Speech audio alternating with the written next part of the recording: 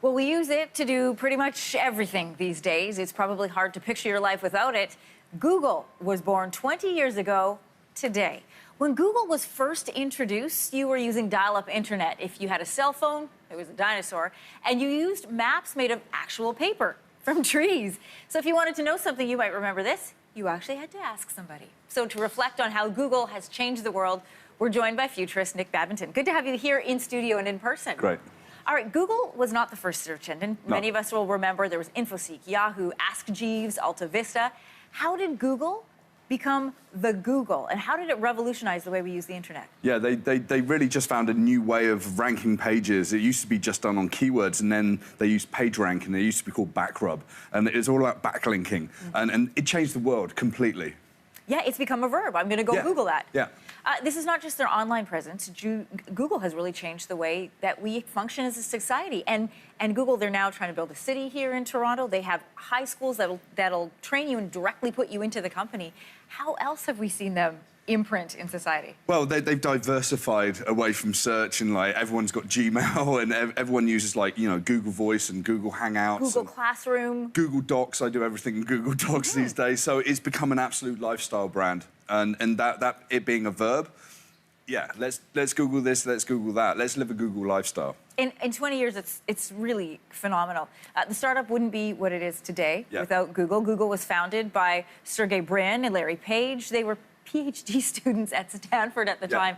How did they change the way entrepreneurs approach their ideas? I think they realized that they weren't getting...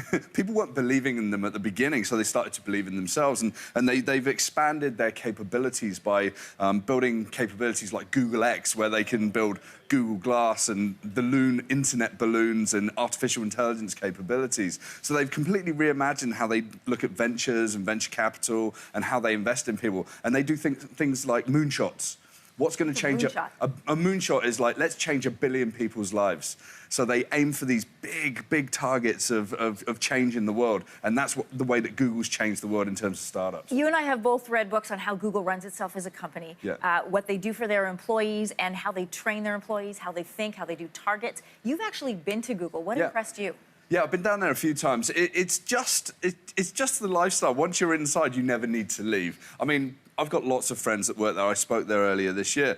And it's just, people believe in the mantra of making the world a better place and, not being evil and doing good in the world through technology. Yeah, somebody told me once the way that they set up targets for their employees is if you hit all of your targets, it means you haven't aimed high enough. That's right, that's right. I mean, we no longer are aiming for 10, 20% above target. It's like twice, 10 times the amount of impact in the world. As a futurist, Nick, where will Google go in the next 20 years if they've already done this much? Yeah, it's about dominance. I mean, they've already got 75% of search traffic and 90% of mobile search traffic. They're going to be everywhere. They're going to be in sensors, in cars. There's already the Google self-driving cars already dominant. So it's going to be in every single part, even in all of these devices around us. I feel more and more like it's Google's world and we're all just living in it. Indeed, yeah. Nick, thanks for coming in this morning. Thank you.